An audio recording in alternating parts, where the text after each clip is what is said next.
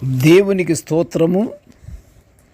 అనుదిన వాక్య ధ్యానమునకై ఈరోజు 2024 సంవత్సరము జూన్ నెల 25వ తారీఖు.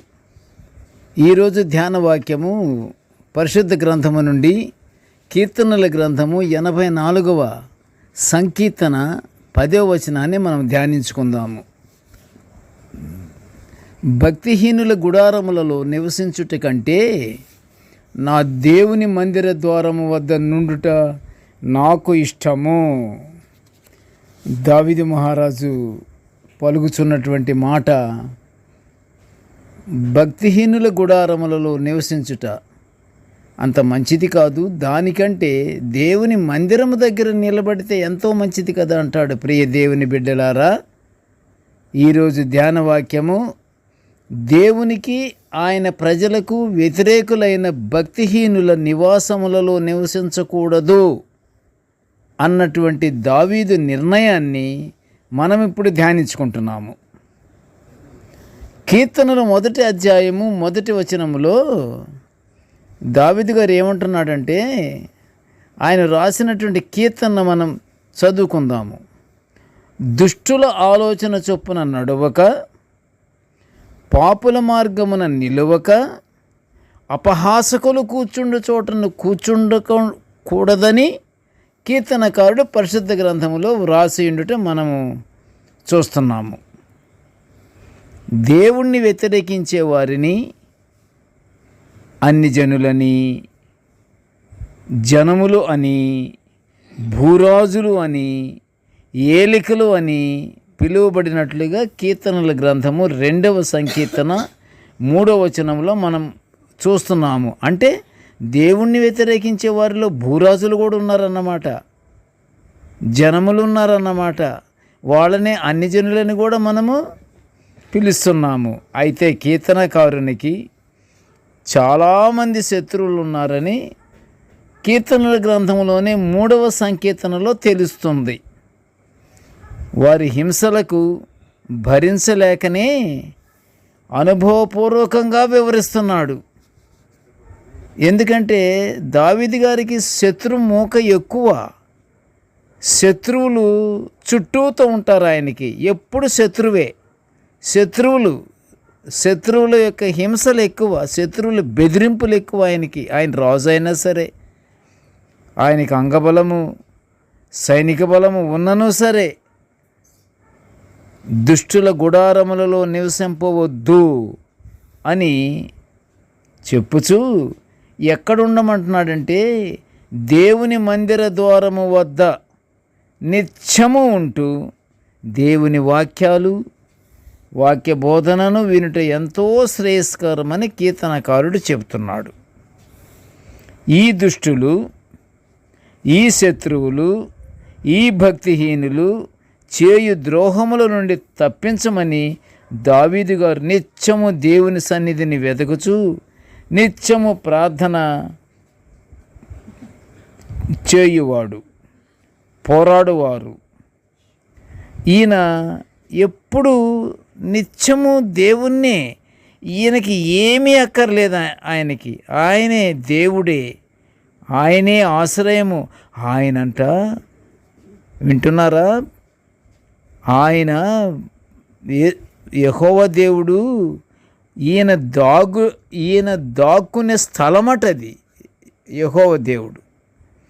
నిత్యము ప్రార్థన చేయువారు, పోరాడువారు, వీరందరూ కీర్తనకారుని మీద అపనిందలు వేస్తున్నట్లు మనము చూస్తున్నాము. ఎలాగా? ఆయన నిత్యము దేవుని వెతకుచూ నిత్యము ప్రార్థన చేస్తుండేవాడు. మనము కీర్తనల గ్రంథము 7వ సంకీర్తన మనము చూస్తుంటే శత్రుముఖ ఎక్కువగా ఉంది. ఎప్పుడు ఈయన మీద దాడులు చేయటమే. వీరందరూ కీర్తనకారుని మీద అపనిందలు కూడా వేస్తున్నట్లు మనము చూస్తున్నాము. అయితే దావీదుకి అవేమీ పట్టించుకోకుండా దేవుని వైపే చూస్తూ ఎన్ని అపనిందలు వేసినా, ఎన్ని దాడులు జరిగినా ఆయన లెక్క చెయ్యలేదు. వాళ్ళు మానవుల క్రిందనే చూస్తున్నాడు. దేవుని వంకేమో దావీదు గారు చూస్తూ దేవుణ్ణి శరణు కోరుతున్నాడు. ప్రియ దేవుని బిడ్డలారా, మనము లోకరీత్యా ఎదుర్కొంటున్న అనేక సమస్యల నుండి, అనేక సమస్యలు, మనకి జరగవలసిన పనులు మనకి జరగలేదు, మనకి అనేక ఇబ్బందుల్లో ఉన్నాము, ఇదిగో ఈ విధమైనటువంటి సమస్యలతో మనము తల్లడిల్లి పోతున్నాము అని మనం బాధపడుతూ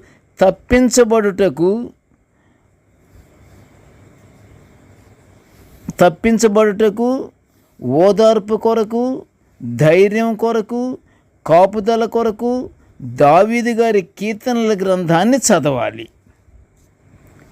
అప్పుడు క్లియర్గా అర్థమవుతుంది. అంటే ఏమర్థమవుతుంది అంటే, దావీదు గ్రంథం ఎందుకు మనం చదవాలంటే, ఆయన శత్రుమోకతో పడినటువంటి బాధలకి ఆయన ఏ విధంగా దేవుణ్ణి శరణు వేడుకుంటున్నాడు, ఏ విధంగా దేవుని రెక్కల చాటుకు ఆయన చేరుతున్నాడు, ఏ విధంగా అయితే దేవుని ఆశ్రయిస్తున్నాడో, మనము ఆ వాక్యానుసారము మనము తప్పకుండా మనము కూడా మన బాధల్లో ఉన్న వాళ్ళము దేవుణ్ణి మనము కోరుకుంటాము.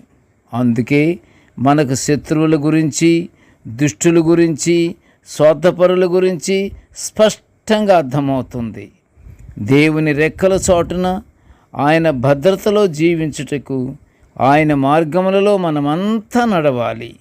నిత్య ప్రార్థనలతో దేవుణ్ణి మహిమపరచాలి. ఆయన దీవెనలు మనము తప్పకుండా పొందుకుంటాము.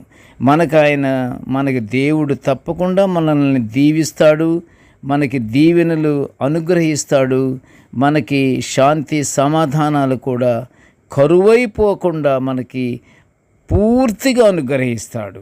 ప్రతి కుటుంబము సంతోషముతో, కృపాక్షేమములతో నిండి ఉంటుంది. మనము మొట్టమొదట చేయవలసింది ఏమిటంటే, దేవునికి భయభక్తులు కలిగి, దేవుని యందు విశ్వాసం ఉంచి మనము ప్రార్థనలు చేస్తే ఏ విధమైనటువంటి శత్రుమోక కానీ, ఏ విధమైనటువంటి దాడులు కానీ, ఏ విధమైనటువంటి అపనిందలు కానీ, ఏ విధమైనటువంటి అపహాస్యాలు కానీ మన జోలికి రావు. అందుకని మనం ఏం చేయాలి? నిత్యము దేవుని యందు మనము భయముతో గడగడలాడుచు, వణుకుచు ప్రార్థనలు మనము చేసుకుంటూ కానీ ఉంటే ఆయన దీవెనలు మనము తప్పకుండా పొందుకుంటాము. ప్రార్థన చేసుకుందాము. కృపగల తండ్రి, జీవముల నాయనా, నీ పాదముల స్తోత్రములు తండ్రి. అయ్యా, నీ దివ్యమైనటువంటి నాయన పరిశుద్ధ గ్రంథములోని వాక్యాలను మేము నిత్యము ధ్యానించుకునే ఇంత గొప్ప భాగ్యాన్ని మాకు అనుగ్రహించి ఇచ్చావయ్యా. నీ స్తోత్రాలు తండ్రి. ప్రభువా, నేటి ధ్యాన వాక్యం నిన్నుచున్న ప్రతి బిడ్డను ఆశీర్వదించు నాయన. ఇదిగో తండ్రి, మేము తండ్రి భక్తిహీనులు, శత్రువులు, అపహాసకులు దేవా, వారి వైపు కూడా మేము చూడకుండా తండ్రి, నిత్యము తండ్రి నీ వైపే మేము చూస్తూ, నీకే దేవా మా బాధలను, మా చింతను యావత్తు తండ్రి నీకు అప్పచెప్పి, నీకు ప్రార్థనలు మేము చేసుకుంటూ ప్రతి కుటుంబము ఆనందముతో జీవించే భాగ్యాన్ని మాకు అనుగ్రహించమని ఈ మనవులన్నీ యేసయ్య పుణ్య నామమున వినయముగా వేడుకొనుచుంటున్నాము తండ్రి. ఆమెన్. దేవుడు మనల్నందరినీ బహుగా దీవించుగాక. ఆమెన్.